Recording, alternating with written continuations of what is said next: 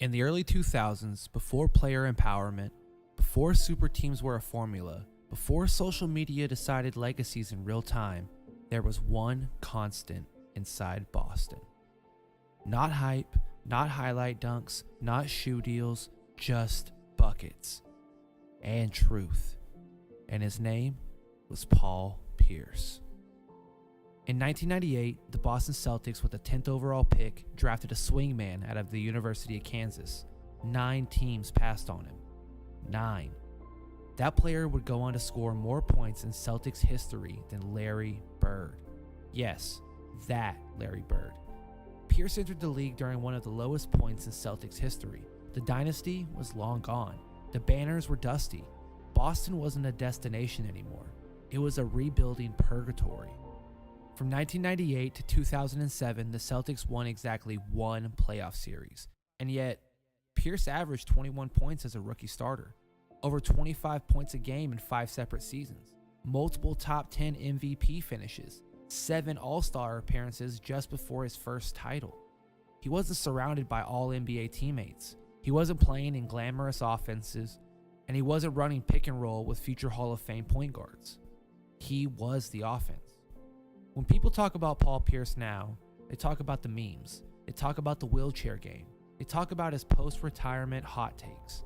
But in his prime, he was one of the most complete half-court scorers of the 2000s. Pierce wasn't explosive like Kobe. He wasn't physically overwhelming like LeBron. And he didn't glide like Tracy McGrady. Instead, he did something even more frustrating. He controlled you. Pierce had one of the deepest triple threat bags in his era. Jab steps, shot fakes, shoulder bumps, step backs before step backs were trendy. At 6'7" and built like a tight end, he bullied smaller wings and dragged bigger forwards into uncomfortable spaces. He mastered the art of drawing fouls long before it became fashionable, and in isolation, when the game slowed down in the playoffs, he was lethal. Between 2001 to 2012, Paul Pierce averaged over 22 points in the playoffs. His game translated. That matters. Let's rewind to 2002. The Celtics were massive underdogs in the Eastern Conference. Pierce led Boston to the Eastern Conference Finals, including a legendary 19-point fourth quarter in the Game 4 against the New Jersey Nets in the conference finals. He scored 46 in a Game 7 elimination game against the Philadelphia 76ers at 24 years old, without a super team. But because Boston lost to the Nets, that run faded into background noise. If that exact performance happens in 2026, we're talking legacy-defining playoff heater. In 2002, it became trivia. In 2007, Boston hit reset. They traded for Kevin Garnett. They traded for Ray Allen. Suddenly, Pierce had help. But here's the part people gloss over.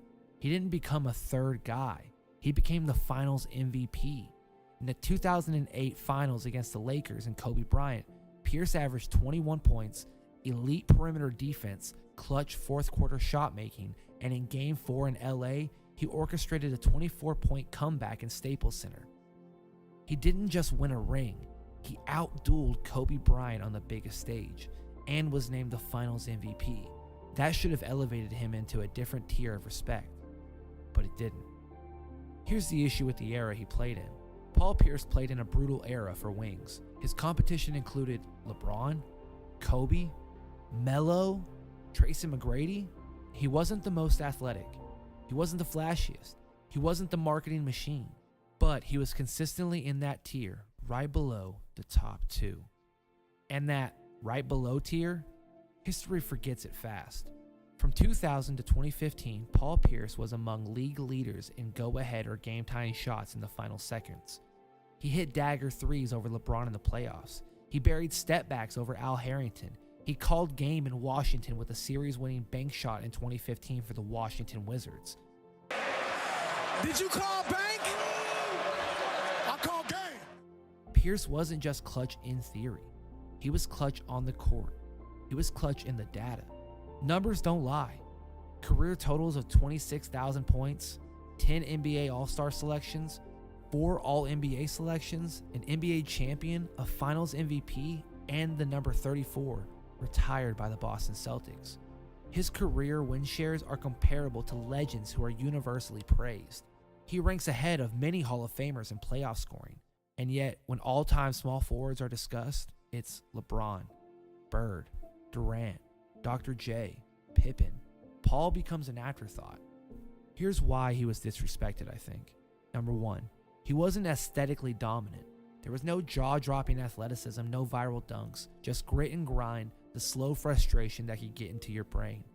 Number two, his personality post-retirement. His TV debates and bold takes have overshadowed his playing resume.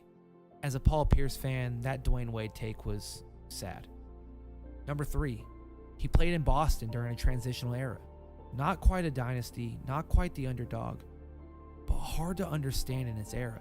Number four, he was only top 5 to 7 in his position for a long time.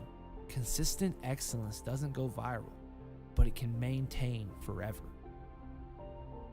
Paul Pierce wasn't the best player of his era, but he was the franchise cornerstone for 15 years. He was a finals MVP. He delivered Boston its 17th championship banner. He thrived in isolation basketball when it mattered most. If he played today, with spacing, with analytics celebrating shot creation, with social media amplifying clutch moments, we might talk about him differently.